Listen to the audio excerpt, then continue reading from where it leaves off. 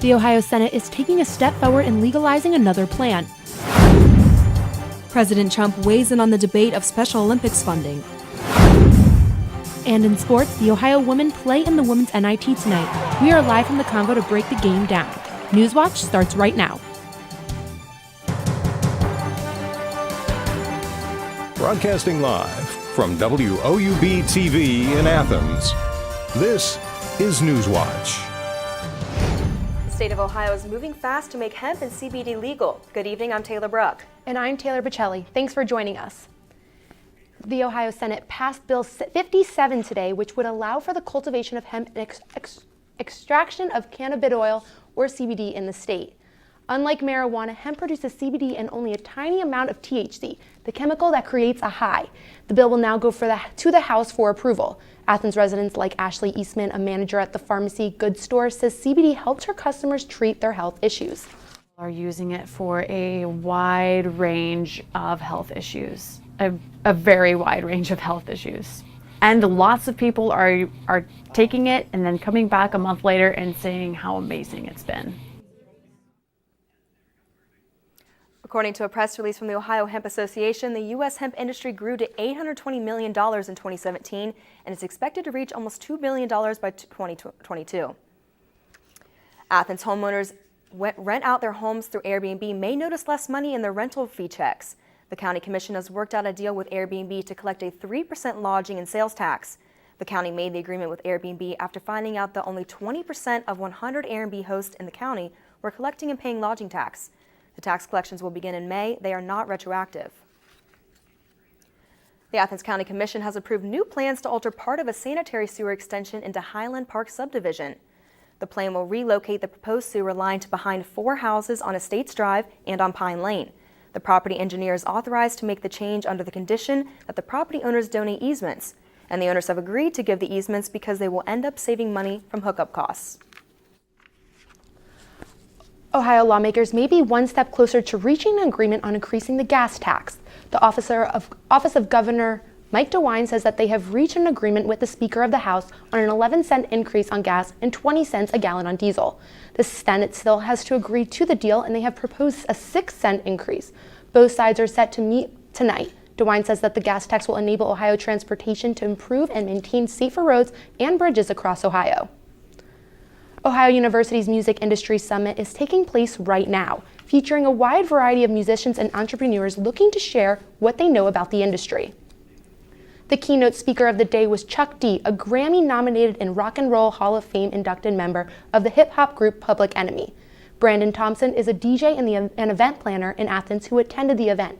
He gives credit to the university for hosting a variety of different artists. I remember back in the 80s when Public Enemy was on the radio, was on the radio in cities, but not in Athens. We didn't even have R&B. It was all just pop and rock and roll. And so OU's really pushing the diversity aspect.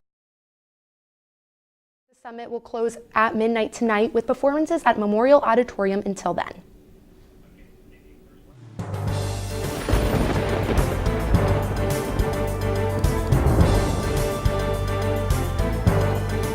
Welcome to the Newswatch Weather Center. I'm your forecaster, Cameron Saliga. We're going to check out the headlines today. We reached the 60s today, and it's feeling like spring out there, but there is rain on the way, and I'll let you know more about that in our full weather. Also, there is a cool down ahead, and I'll let you know about that also in my full weather. Today, right now, we see 65 outside with clouds increasing. Winds are weakening. Winds are from the southwest at 5 to 10 miles per hour, and we're going to see clouds increase as we go throughout. The temperatures right now around the area, 66 in Athens, 66 Marietta, 62 in New Lexington, and down in Ripley we see 68 with some mostly cloudy skies all throughout the area. As we check out the current weather out there, we see the low pressure in Indiana that is bringing some cloud cover to us today, and we'll track this system on into our area sometime this weekend, and I'll let you know more in my full weather later. Well, it looks like your winter attire can finally be put away. Thanks, Cameron.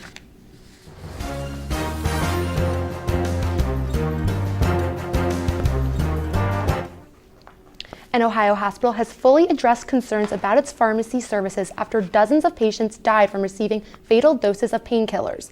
Mount Carmel West Hospital in Columbus says a review found issues with the hospital's physical environment. Mount Carmel is taking action to correct these deficiencies if they are not already complete. The hospital and Dr. William Husel face at least 27 wrongful death lawsuits. Husel's lawyer denied he intentionally caused patients' deaths. Proposed legislation would require Ohio abortion clinics to arrange the burial or cremation of fetal remains. The legislation, sponsored by Republican State Senator Joe Eaker, mandates providers inform women prior to the procedure. The bill passed the Senate 24-7 yesterday, and Eaker said he wants to honor the dignity of the unborn. Abortion rights groups say the bill is designed to shame women. The bill next goes to the House to be debated. A federal judge has extended a temporary order preventing 2 new Kentucky abortion laws from taking effect. The Courier-Journal reports that U.S. District Judge David Hale extended the order yesterday. One of the laws bans abortion after a heartbeat is detected. The other bans abortion because of gender, race, or disability of the fetus. The American Civil Liberties Union is challenging the laws, and Governor Matt Bevin's administration is defending them. And another federal judge is once again blocking new rules for Kentucky's Medicaid program. The new rules would require people to get a job, go to school, or volunteer to keep their health benefits. Kentucky Governor Matt Bevin has been trying to implement the new rules since January 2018, but a U.S. district judge blocked those rules last summer. Bevin says the state will appeal the ruling. West Virginia State Police troopers pulled over a 42-year-old man for speeding Wednesday, but the situation evolved into an interstate shutdown and a plot to kill the president. It all started on Interstate 68 near the Maryland border in Preston County Wednesday morning. The interstate was shut down in both directions while troopers conducted an in-depth investigation. State police officials say they found a gun and explosive powder in the suspect's vehicle. He is being questioned about alleged threats to kill President Trump and blow up the Pentagon. Republican Governor Jim Justice approved a bill Wednesday raising campaign contribution limits in West Virginia political races. The bill almost triples the amount that individuals can donate to candidates from $1,000 to $2,800. Opponents have argued against allowing more money in political races and called for greater transparency on donors. Donald Trump's tweets may come with warnings. And a ban in the military is being argued on the House floor. These stories and more when Newswatch returns.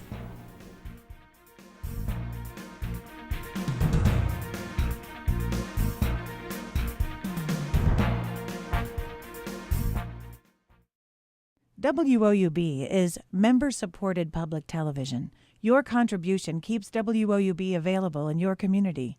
Become a member with a gift of $60 or more for access to stream more than 1,000 of your favorite PBS programs through WOUB Passport. Programs like Nature, Sherlock, and all episodes of Downton Abbey and Victoria.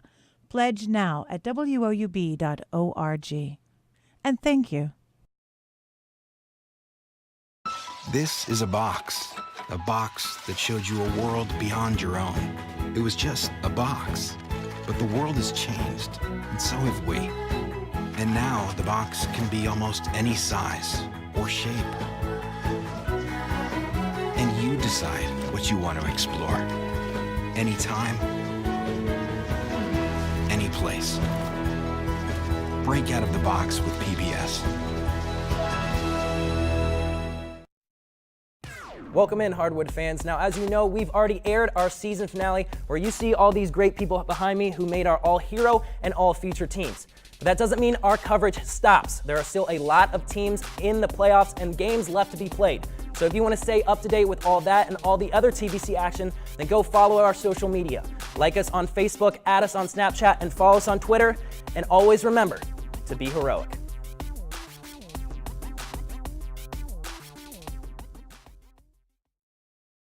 I loved Ken Burns' series on the Civil War. It was deeply impacting. I love history. To have those stories told through these letters, through stories of love and loss, it rewrote the book on how to tell a story.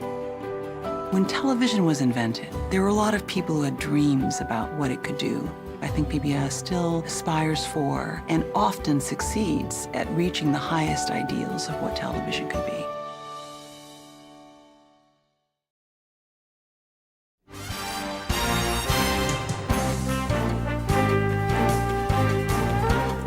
Some of President Trump's tweets could soon come with a warning label.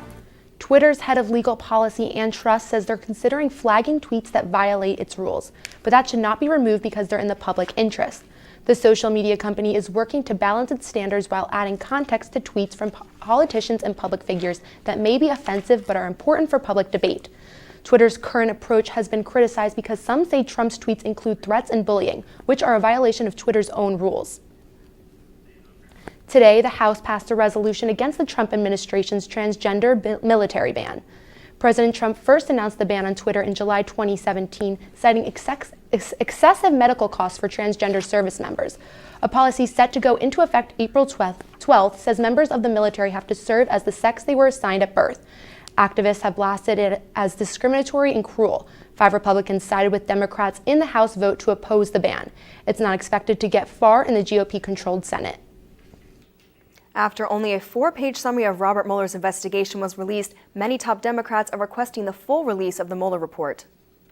No, thank you, Mr. Attorney General. We do not need your interpretation. Show us the report, and we can draw our own conclusions.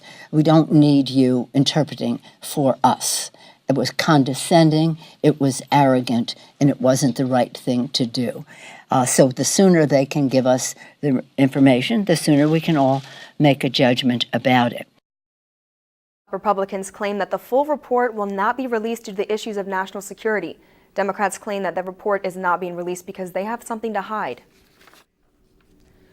After facing severe backlash over the decision to cut funding for the Special Olympics, President Trump has decided to reverse course and will be including fundings for the Special Olympics in the budget.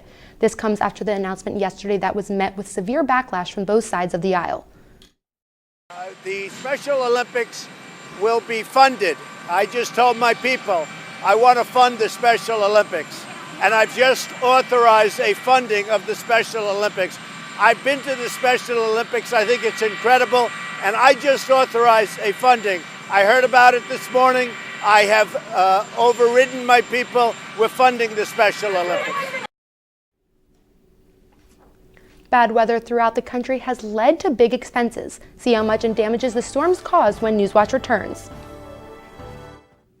Currently, it is beautiful outside. However, rain is on the way.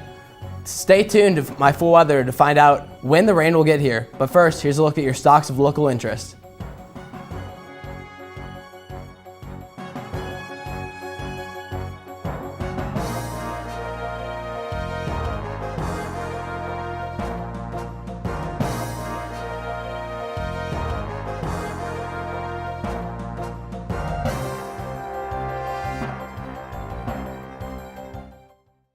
WOUB is member-supported public television. Your contribution keeps WOUB available in your community. Become a member with a gift of $60 or more for access to stream more than 1,000 of your favorite PBS programs through WOUB Passport. Programs like Nature, Sherlock, and all episodes of Downton Abbey and Victoria. Pledge now at WOUB.org. And thank you. Welcome in, Hardwood fans. Now, as you know, we've already aired our season finale where you see all these great people behind me who made our all-hero and all-feature teams. But that doesn't mean our coverage stops. There are still a lot of teams in the playoffs and games left to be played. So if you want to stay up to date with all that and all the other TVC action, then go follow our social media. Like us on Facebook, add us on Snapchat, and follow us on Twitter. And always remember to be heroic.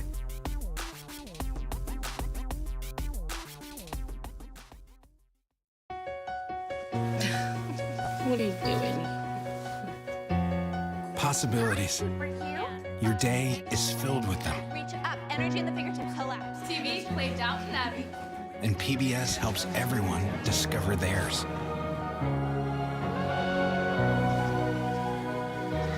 Anytime, anywhere. Up in the sky, you can see it. PBS, we're with you for life. PBS had a special on Pearl Harbor, and once Landon started watching the show about the Arizona, he completely became fascinated. That's Donald Stratton, and that's me. And then his Christmas wish this year was to meet Donald Stratton, one of the survivors from the Arizona. So good to see you, buddy. Everything that Landon has learned from PBS, it's immeasurable. This is for you. Thank you, big guy. He is living proof of the effect that PBS has had on his life. The U.S. Air Force says it needs nearly $5 billion to rebuild 2 bases damaged by hurricanes and floods. The military branch reports Hurricane Michael badly damaged Tyndall Air Force east of Panama City last year. And this month, the Offutt Air Force Base just south of Omaha, Nebraska, flooded. Without the additional funding, the Air Force warned that it would have to delay dozens of repairs at 18 other bases worldwide.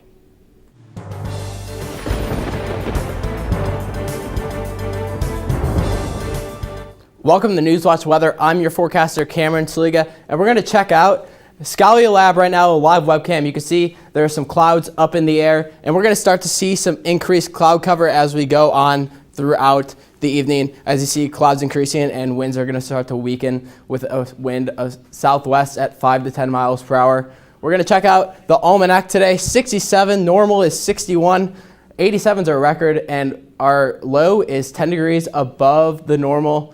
And our sunset is going to be around 7:48 p.m. tonight. We're going to check out your tonight at 49. It's going to be mostly cloudy with clouds increasing, a chance of showers later on in the night with a wind of southwest at 5 to 10 miles per hour. And then your temperatures tonight, New Martinsville 49, 49 in Athens, 51 in Jackson, 51 down in Ironton with mostly cloudy skies and some mixed rain in there as well. We see the hour by hour, 8 p.m., 63 degrees, 10% going to be cloudy. And by midnight, we're going to see 56 and an increased chance of 20% of rain. And then by 4 a.m., we're going to see around a 40% chance of rain to move into the area with a temperature of 52 out there. As we check out the precipcast, we see this low pressure system. This is what we're going to keep our eye on throughout the weekend as we watch as it progresses. We see this rain right here moving into Ohio, and we're moving through the area partially by tomorrow. Our bus stop forecast, 50 degrees, chance of rain, and it'll be humid around 8 a.m. tomorrow with a wind of southwest at 5 to 10 miles per hour. We're going to check out your morning commute. 7 a.m. we're going to see chance of showers, 40%. And 49, and then by 8 a.m. we're going to get up to 50 degrees with a chance of showers as well, 40%. And by 9 a.m. we're going to see an increased chance of rain at 90% with a temperature of 51 degrees. We check out your tomorrow, 63 rain showers, and it'll be mild out there. There will be some humidity out there as well into the 70% area with winds coming out of the southwest at 5 to 10 miles per hour again. As we check out your temperatures tomorrow, 61 in New Lexington, 63 in Athens, 66 in Ironton, and mostly cloudy skies. As we check out precipcast tomorrow, see that rain move through, and this low is starting to move up from Texas there for you. And we're going to see some rain moving through. And then for your 7-day on Friday, we're going to see a high of 63. Saturday, 67, 80% chance of rain and thunderstorms possible. And by Sunday, it'll be 47 degrees. And to start your week off, it'll be sunny and cool. Back to you. Thank you, Cameron. For the first time in more than 20 years, the FDA wants to change how it regulates mammography, the X-ray technology that helps countless women detect breast cancer early. Melissa Rainey has a look at the proposed changes in today's Health Minute. Breast cancer. It's the most common cancer among women and the second leading cause of cancer death. A mammogram can be key to early detection. Now the Food and Drug Administration wants to improve and modernize the screening process. This includes providing patients with information about breast density. More than half of women over 40 have dense breast tissue, according to the FDA. A known risk factor for breast cancer, dense tissue can make the results of a traditional mammogram harder to read and interpret. Advances in 3D digital screening are helping doctors and patients spot abnormalities hidden by dense tissue. The FDA hopes these proposed changes will allow screening facilities to more precisely classify findings and help patients and providers make more informed decisions about their care. For today's Health Minute, I'm Melissa Rainey. Good evening, News Watchers. It's a super day in sports. Ohio women's hoops reached the WNIT Sweet 16 and host the season's final game at the Convo. WOUB sports reporter Nick Mullins is live there with more for us. Nick, what's going on? Blake, the Bobcats have made breaking school records look as easy as ABC, and they have a chance to break a couple more tonight against Western Kentucky. And with the win, they would become the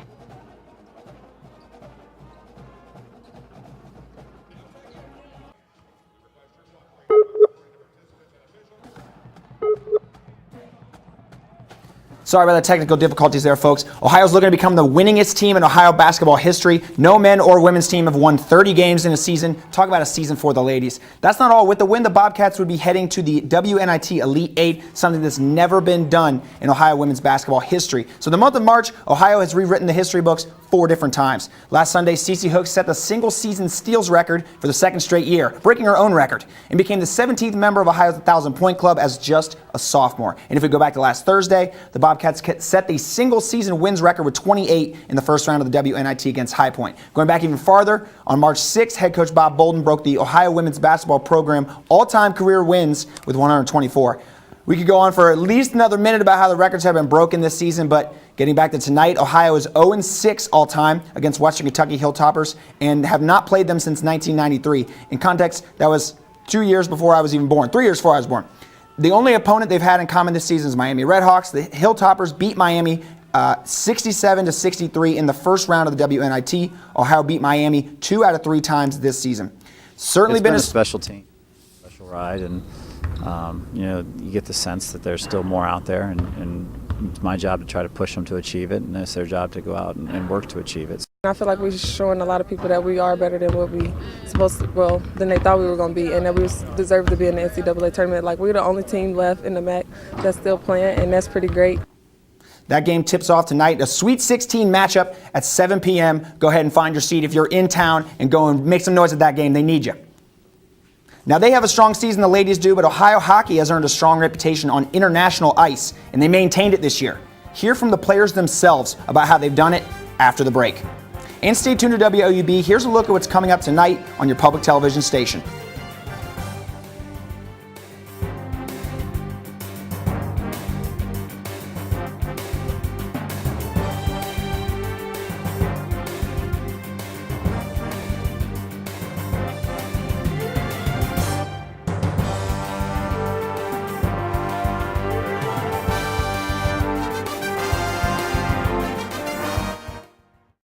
This is a box that showed you a world beyond your own.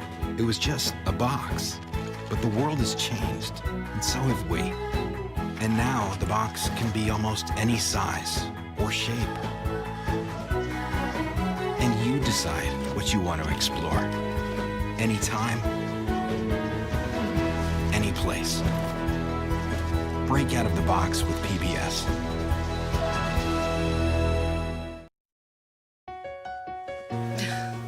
What are you doing? Possibilities. Your day is filled with them. Reach up, energy in the fingertips, collapse. TV, play Downton Abbey.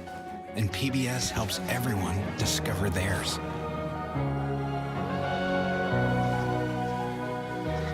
Anytime, anywhere. Up in the sky, you can see it. PBS. We're with you for life. Welcome in, Hardwood fans. Now, as you know, we've already aired our season finale where you see all these great people behind me who made our all-hero and all-future teams. But that doesn't mean our coverage stops. There are still a lot of teams in the playoffs and games left to be played. So if you want to stay up to date with all that and all the other TVC action, then go follow our social media. Like us on Facebook, add us on Snapchat, and follow us on Twitter. And always remember to be heroic.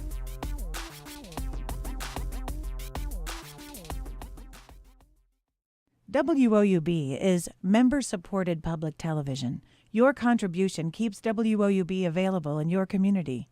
Become a member with a gift of $60 or more for access to stream more than 1,000 of your favorite PBS programs through WOUB Passport. Programs like Nature, Sherlock, and all episodes of Downton Abbey and Victoria. Pledge now at WOUB.org. And thank you.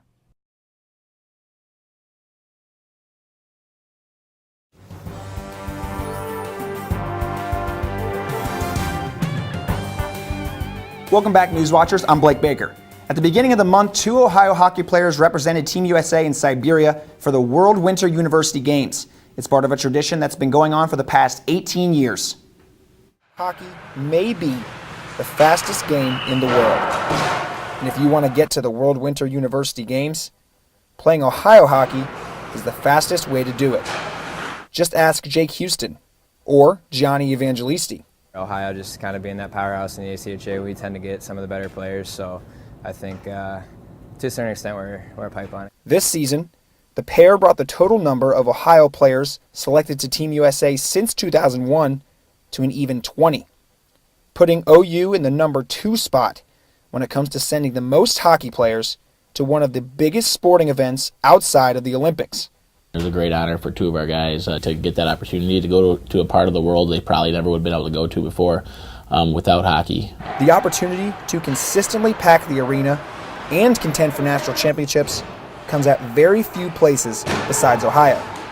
At its most basic, its guys learn one simple yet significant thing from the Bobcat culture. To compete, right? And that's the most important thing. You have to be able to compete at a high level in all that you do, whether it's hockey or life. It's all about competing. So that's what we try to instill to our players. Hogan has extensive experience at the World Winter University Games, having served twice as an assistant and, in 2017, as the American head coach. Under his leadership, Ohio has become a program guys love to play for. You know, it's just a winning, successful culture. You know, everyone's in it for the W every time. And we always talk about being the most cohesive team in the nation. That's something we're pretty big on. So, 2 years from now, when Team USA is filling its roster for the next World Winter University Games, they'll call Ohio, like they have every year. And their reasoning for it will be very simple. Guys that come from Ohio are ready and can play at that high of a level. The United States won 2 of 5 in this year's edition of the Games. Now, there's a lot going on in sports today, but you all at home are going to have to wait till tomorrow to find out because that's all I got. Taylor's tossing it back your way. Thank you, Blake.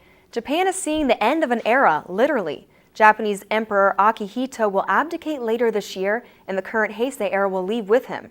The Heisei era began in 1989 when Akihito succeeded his father, Emperor Hirohito, who ruled during the Showa period.